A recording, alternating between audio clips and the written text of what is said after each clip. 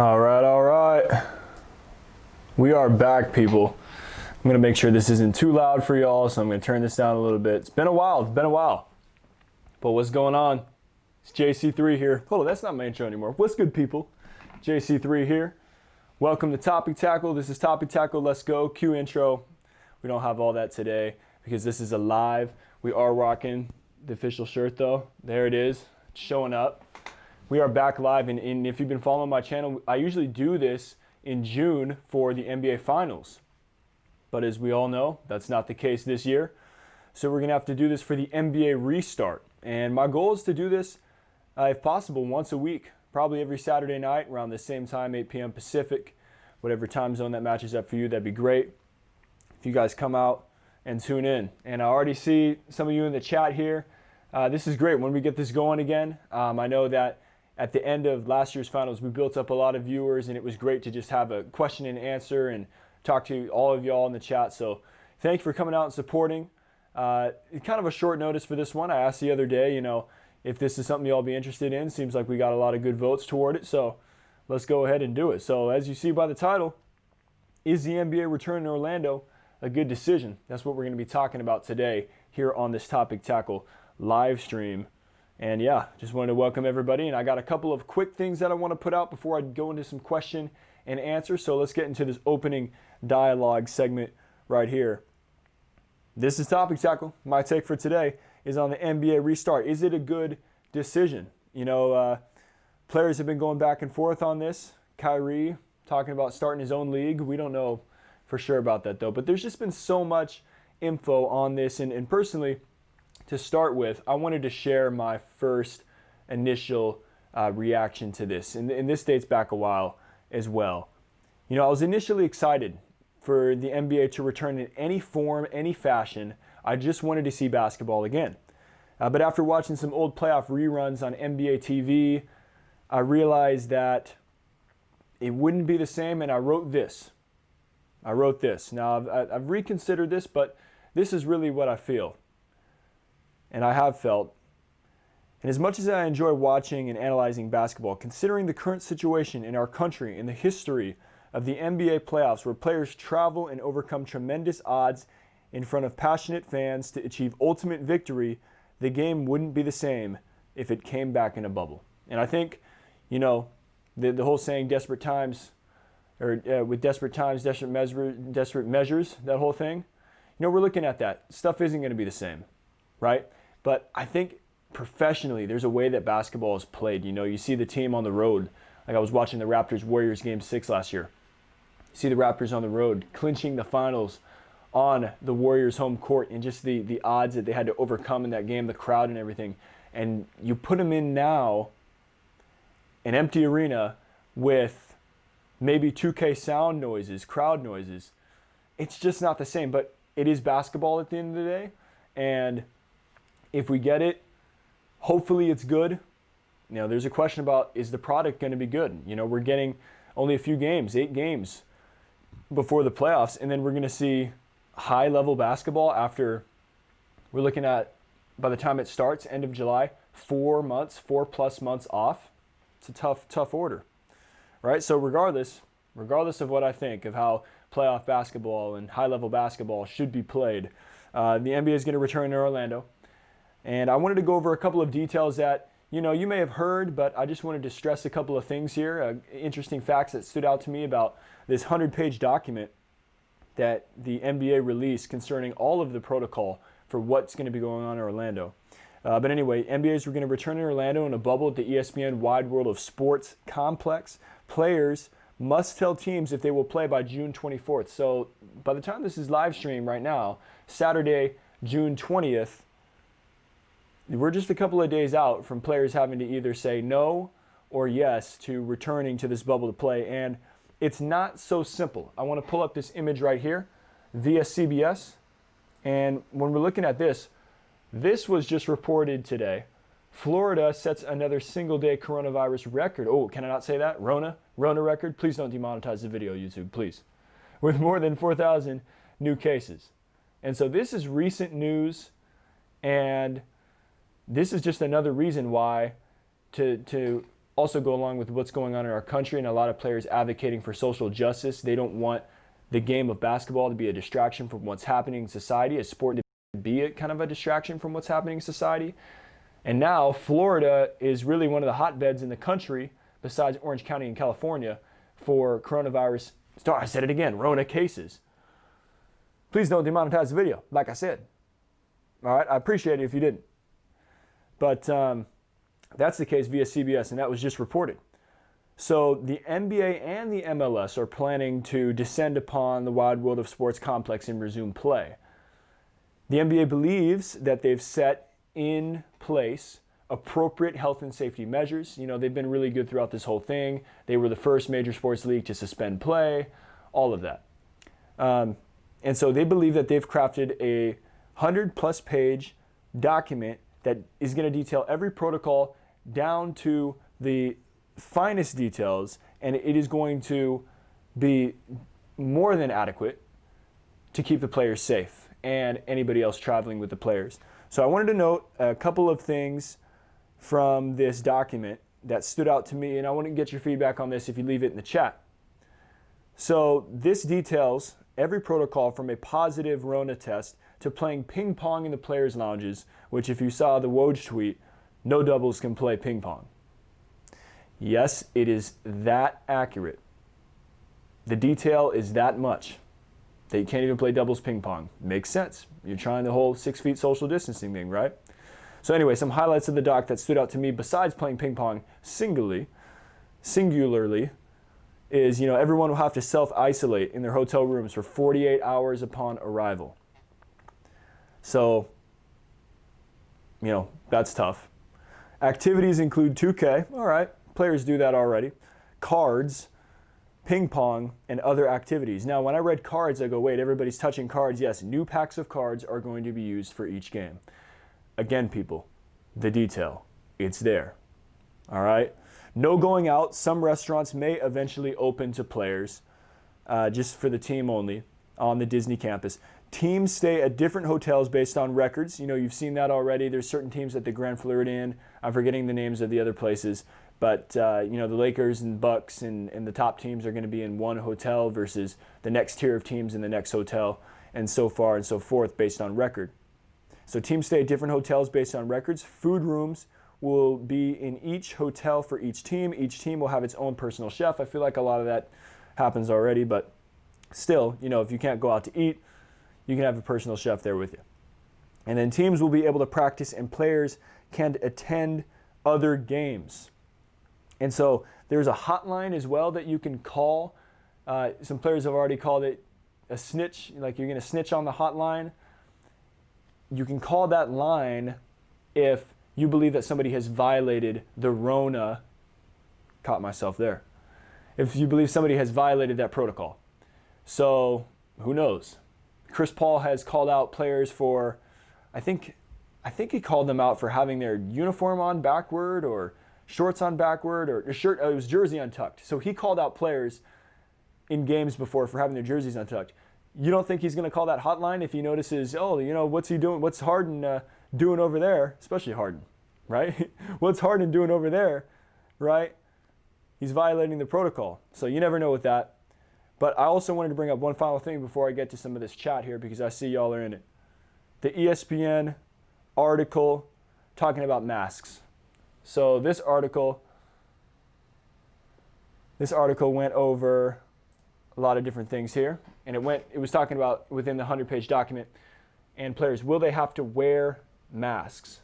Mask usage is required when indoors by everyone except when eating or when in an individual's room. You can't eat through the mask. It makes sense. They're not required when doing activities outside. Okay, so here's the deal. Players, referees, and bench players and coaches who sit in the front row or first row of seating will not be required to wear masks during games. Players, referees, and bench players and coaches who sit in the first row of seating will not be required to wear masks during games. That's a save for the refs, because how are you going to blow the whistle? How are you going to play? How are you going to run up and down the court? I mean, I've worn masks like almost every day just based on the jobs that I work locally. And you can't do physical activity in those masks. I mean, you walk around, you're breathing, you got to take it off and pull it up and everything. So the fact that the refs are saved from that, players are saved from that, certain people are exempt from that, good.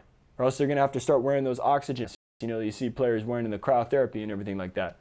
But there's just a lot of small things that you got to think about, like door handles and stuff like that. Are we touching them? I mean, I read that there was a Disney pass that you wear around your wrist that you scan. Like I mentioned earlier with the card games, like there's so many things that have to go into it. And so ultimately, do I think it is a good decision?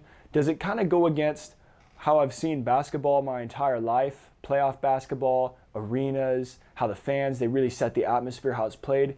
Yes. Do I hope it comes back at a high level? Yes. Do I expect it at first? No. No. I mean, shoot, I don't play in a week and I still am kind of huffing and puffing up the court. So I can expect these guys playing at the highest level, right? Even if they train for a month, they haven't played game speed, and now you expect them to play 8 games and then the playoffs and be at the top level. I don't know about that. Healthy? Yeah, at first, but you know, it could lead to some injuries due to all the time being off and then hitting it back so hard right off the bat. But is it a smart decision? It is a good decision. Is it? I want to see what you guys have to say, and I will go ahead and answer it at the end of the video or the stream as well. All right, so let's go ahead and see what we got in the chat right here. Once again, thank you all for joining the chat. And here we go. We got the first comment. Let's see, that's Perlis.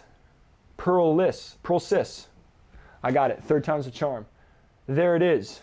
Saying that at the very start. Yeah, I know it took a little while to get this going. But appreciate you for waiting around here patiently. The patience you guys show is incredible every time. We got, let's see, I got to lean in here, so if I get off camera, it is what it is. Aro Melodious. Background is so sick. I think you're talking about this one right here. Oh, yeah. That is a good one right there. It is a good one. And that is my channel banner as well, featuring not only the players, but the shoes as well, because that's what we talk about on this channel as well. We talk about sneaker deals, a little bit unconventional, yeah, but something I want to explore, and it's something that is an untapped market that I like to look into in terms of content creation, NBA, YouTube, everything like that. And so you can check out the last video I just did on Shaq. It's available. You can go check it out right now. Shaq and Reebok. Little plug right there. Sometimes you got to plug your own stuff. You know, it just is what it is. It's all good at the end of the day. All right, back to the arena look. Got Ramen or Raymond, whatever you want to say.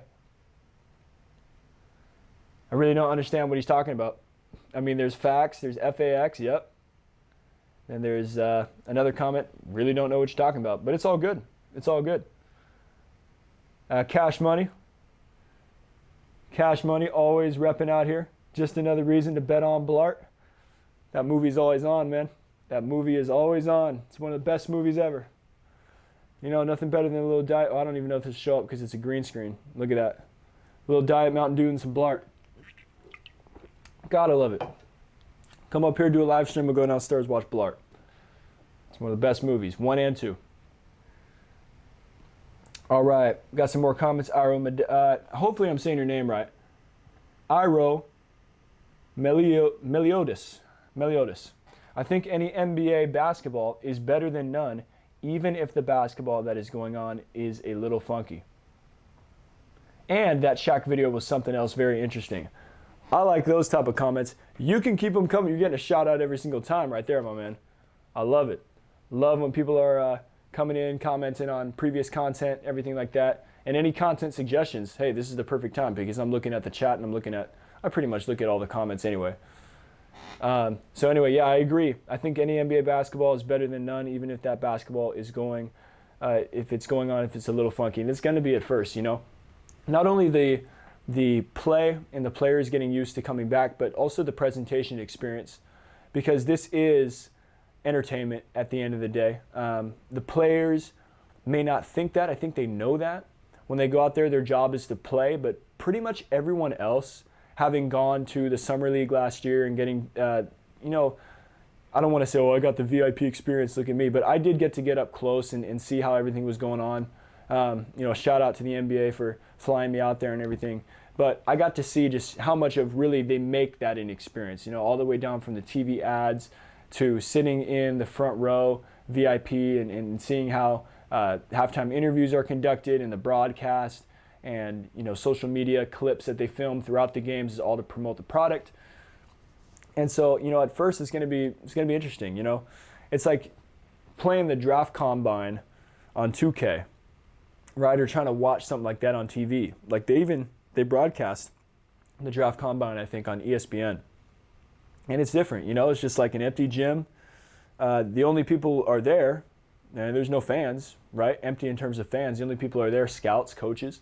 But it's still basketball. It's still at a high level, and we like to watch that. And another thing that just popped in my mind too is these college players, they finish their season in March, and they're not doing the draft combine. Well, the top ones aren't doing the draft combine in terms of where they're going to be selected. But a lot of them, it's a couple months until they're out playing on the court again. I mean, they're working out and everything like that. And so maybe that can be a useful comparison to what we could see in the NBA coming back. The guys that finish college in March, they get knocked out of March Madness or they win whatever, and then they go to the draft combine a few months later and they play. And so the only thing is they pretty much work every day up until then, and there was a time that Jason Tatum said he had not shot a basketball in a month. And for a guy who makes his living on jump shots, that's tough to hear, all right? So, there's going to be rust, and the presentation in terms of how it's marketed and everything like that, it's going to be different. There's probably going to be some memes at first. Like, look at that one dude sitting way up there, security guard or something. He's the lone fan. Or, I was watching the Korean baseball and there's cheerleaders cheerleading to nobody.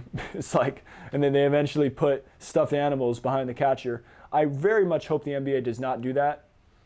And I also hope in a way that they don't use 2K crowd sounds, because why not? Like, if you're going to have it be authentic, like this is just the game we're advertising. Just the game, let the game do the talking. Literally, you could hear the players and everything. They're going to have to do a lot of muting because there's a lot of explicit language that gets said on courts. But, if they advertise it in that fashion, I think that'll be good. I think we could get behind that product. If you really love basketball, and even if you're just a casual fan, you'd be like, well, this is something different. And so you're going to get to see, again, the best players in the world duke it out. And that's what we want to see. And so, yeah. Just a couple more comments on it. I mean, I'll get wrapping up here as we're around 8:30. I want to thank everybody for coming in and tuning in. And like I said, I want to do this about every Saturday. So if you have any suggestions, you could go ahead and leave it on the recent community post. You could leave it on any upcoming video. And I got some more coming up soon, more sneaker related. I got one on Jordan coming up that's going to be interesting. And so I've got some more stuff coming up. Y'all stay tuned to Topic Tackle. Let me answer a few more questions. See who else has left some comments, and then I'll get to this final answer on the question that posed in the video title. Yeah, it's totally understandable. If it is, I agree with what you're saying, man. Now, I know this video is lagged a little bit, but Meliodas might be talking about the presentation experience, and it might be a little bit awkward.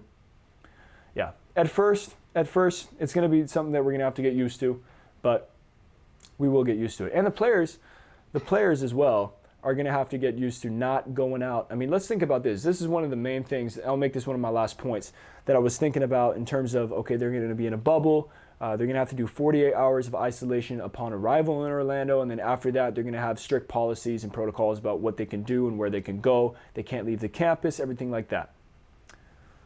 And so for the guys, and this is the tough part, no matter how much you love basketball, to not be able to have your family with you. And I don't know if it's up until like the conference finals or anything. I've heard like, oh, your family can come if you reach the conference finals, or this can happen if you reach here. But even so, you got to play a couple of playoff series without physically being with your family. Like if you're married, that's got to be extremely hard, right? And I understand these are professionals. They get paid a lot of money. I'm not, at the end of the day, I'm going to say, don't cry. Don't be crying about it. I mean, you're still getting paid to do this, and it's a sport, and you love it. But, that's still got to be tough. Like, they're human beings. They're still human beings, just like the rest of us. They want to be around the people that they love. And so they got to be away from those people for a while. Shout out. They made me think about everybody in the military, you know, who have to be away from family for sometimes years at a time. Big shout out. You know, those truly are the real heroes, right? They defend the country. They're away for a very long time from their family. They don't know they may lose their lives. I mean, that's crazy. And COVID is something that these players have got to face now. There's safe protocols and everything in place, but still being away from the family, that's got to be a tough thing. That's got to be a really tough thing. And then there's some guys, honestly, they're single and they just want to go to the club. You know, I've seen posts, Kawhi Leonard, James Harden, they're going to the club. I ain't be going to no club, so guess what? There's no excuse for Harden to be tired now. With the hammer down, you better, and because he's had all this rest, there's no excuse for him to be tired in the postseason. But, you know, there's interesting topics that we can get into going forward. Bottom line is, I'm going to read one more of these comments and then answer the question. We'll get out of here for tonight. A new video is going to be coming soon, so make sure you stay up to date with the channel. The amount of research you do for your vids is insane. Thanks, bro. I appreciate your comments. I'm going to try to get some of my friends to come to this. I think they would really appreciate it. I appreciate you. Iro Miliotis. He's been the GOAT of this right here. All right. Usually we don't get as many comments on the first live stream back. I mean, I haven't done a live stream in like a year, and this guy's coming out and representing. So I appreciate it. Just know that you contributed a lot to this video, because my goal here is to read your comments and basically respond to as many as I possibly can, until hopefully one day I get so many popping up that I can't possibly respond to every single one, but I'll scroll through it at that point. So is it a good decision for basketball fans? For the fans, yes, we want to see basketball. For the players, I think really it's up to them at the end of the day. Patrick Beverley said, if King James is playing, we're all playing. Right? That's just how it is. It's just business, B. That's what he said. So if they believe it, if they believe it's a good decision, and they want to finish this season, then it's a good decision. I can see how it can backfire, not only in terms of the possibility of getting Rona or unsafe and maybe distracting from social justice issues, although Adam Silver in the NBA has said, we want you to play and spotlight those issues when you play, maybe in the interviews that they do, whatever the case may be, advertising, everything like that. That's a product on TV that a lot of people can see. They could run ads and talk about those issues, right? And then it could backfire just because it's going to push next season back to at least, I believe, Christmas Day. And then if they try to run, this is a problem, right? It could be a problem. These guys are coming back on a lot of rest, but maybe not in game shape at first. They're going out there, they're exerting themselves at a playoff level. There is a higher chance for injury. You push next season to Christmas Day, and you're still going to try to play 82 games. I don't know if that's decided yet. Personally, I would do a lockout shortened season like 2011, 2012 and play 60 games. But the NBA has lost a lot of revenue as it is. And you could say, oh, you know, they're a multi-billion-dollar corporation. They've lost a lot of revenue. And they stay that way in terms of multi-billion-dollar because they don't lose revenue, they gain. So they lost a lot of revenue. They'll probably try to do an 82-game season next season. The only problem with that is you basically rebuke all of the progress that you made in terms of stretching the season out longer instead of starting it on October 30th to 31st, which they used to do. They pushed it back to about October 18th, 19th. They've stretched the season out. No more 4 games in 5 nights. Back-to-backs are limited. 3 games in 5 days, stuff like that. You're going to see a lot of that next season. If you choose to play now, the restart's on. It's going to affect next season. It's already affecting the NBA draft. It's going to affect, you know, I hope it doesn't produce. It'd be very interesting if somebody does an injury study. I hope it doesn't produce more potential injuries, but I see the possibility. I see the potential. You play now. These guys may not be ready to go full steam. You play next season, 4 games in 5 nights, trying to do 82 games from December 25th, when normally you start in October. You just don't know what would happen, because Game 7 of the NBA Finals would be October 12th, somewhere around there. So you're not going to start the next season in October. It's interesting. There's a lot of questions that are up for debate and everything. Do I think it is a good decision? For fans, yes. For players, if they're willing, Yes. To get basketball, to get sports back on,